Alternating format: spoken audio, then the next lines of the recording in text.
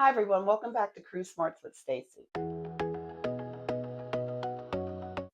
I am so glad to have you guys join me today. On today's video, we are going to discuss the choosing of categories on any cruise ship.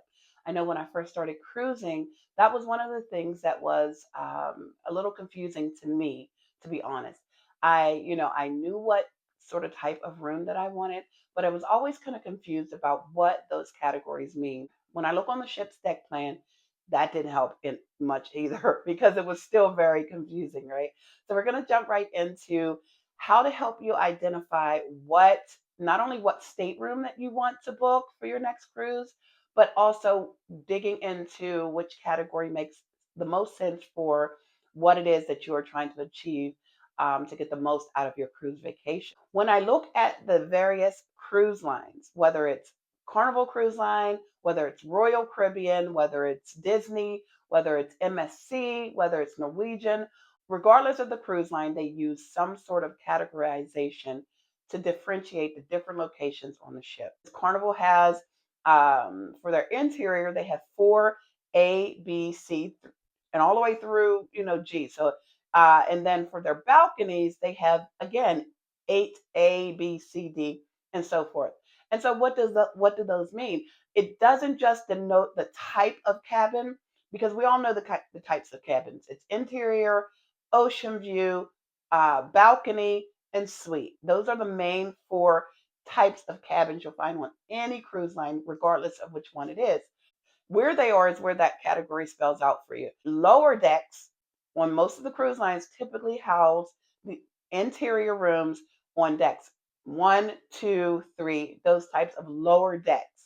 That's where you will find interior and ocean view cabins. Whether it's in the front of the ship, which is called forward, whether it's in the middle, which is midship, or whether it's in the back, which is called aft. When you look at the upper decks, starting at, say, deck 6, you will begin to see the balcony cabins. And so when you look on a deck plan, and let me stop to say that before you book your cruise, before you put any money down for a deposit or pay it in full, you're going to want to look at the deck plan for the ship that you're looking at so that you can kind of pinpoint where it is that you want to be on that ship. You don't want to wait until after. You'd be surprised how many times people come to me after they've booked their cruise and they say, is this a good place to be? What do you think about this? Am I going to get a lot of noise? Well, the time to ask those questions is definitely before. That's another reason why I made this video, is to help you make that informed decision before you book. I'm special needs certified in cruising and traveling. And so I always get the question, I have an issue walking, I need to rent a scooter, whatever the case may be. I am going to make sure that that person is booked in a cabin close to what their needs are. So if you are a foodie, let's break it down like this. If you're a foodie and you enjoy the food and you want to be close to that, you're going to want to be in the app. Not only is it great to get to the food, that's important, right? We all like to eat on vacation. Most dining areas are in the back or the aft of the ship. So you get to go back there, you go right down on the elevator, you go down to your dining room, you're there. Also, it's the best place for spectacular views of the sea. While the cruise ship is moving forward, you're looking backwards at that beautiful ocean and the ripples of the waves. It's nothing better. As a matter of fact, that's why a lot of people like to book aft facing balconies, because it's just the best view on the ship. If you are going to want to be next to the action, if you want to be where all of the happenings are, the midship is where you want to be. Midship has the casino. That's where the shops are. That's where the photo gallery is. That's where all of the songs and the music is playing. The atrium is there. Guest services is in midship. And then finally, you have the forward or the front of the ship. In the front of the ship is where you're going to find the Serenity area. Children under 18 are not allowed there. You're going to find the spa area, which is wonderful if you want to have a spa day. That is where you're going to find the gym. The walking track is typically in the forward of the ship. Those are the areas that tend to be a little quieter. So if you're looking for a peaceful cruise vacation, you may want to consider booking your cabin in the forward of the ship.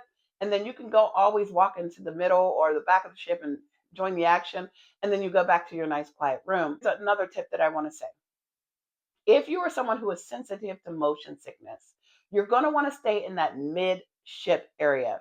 You're also going to want to stay on the lower decks because the lower you are, the less you feel the movement of the ship. If you're in the very forward of the ship or very aft of the ship, you're going to feel more movement. But in that midship, you're going to feel less. If you want a balcony or a suite, you can get a balcony or a suite on decks 6 and above. However, keeping in mind that you tend to have more motion there. The conundrum is while you can get um, interior rooms on all of the cabin floors, the decks that have cabins, you can't get balconies and suites on all of them. So you definitely have to do your homework. And again, you're going to want to search that out before you book. Moving your booking is a hassle. Rebooking, you may be charged a fee. The ship could be sold out. So you definitely want to do your homework beforehand. If there is a cruise line or a ship that you would like to see me do a video on or you have questions about, definitely ask. I'm here to help you make the most informed decision and get the biggest bang for your buck for your next cruise vacation. Thanks again for joining us. Make sure you like, subscribe, follow me for more tips.